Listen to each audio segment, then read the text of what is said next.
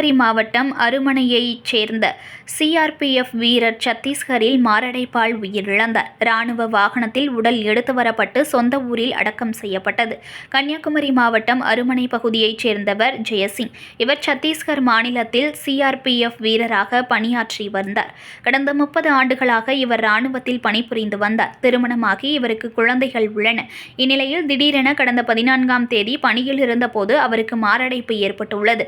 இதனையடுத்து உடனிருந்த ராணுவ வீரர்கள் அவரை மருத்துவமனைக்கு கொண்டு சென்றனர். அங்கு பரிதாபமாக அவர் உயிரிழந்தார். இதனைத் தொடர்ந்து சத்தீஸ்கர் மாநிலத்திலிருந்து அவரது உடல் திருவனந்தபுரத்திற்கு விமானம் மூலம் கொண்டு வரப்பட்டது.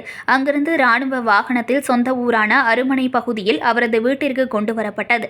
பின்னர் ராணுவ அதிகாரிகள் முன்னிலையில் அவரது உடல் ராணுவ மரியாதையுடன் அடக்கம் செய்யப்பட்டது.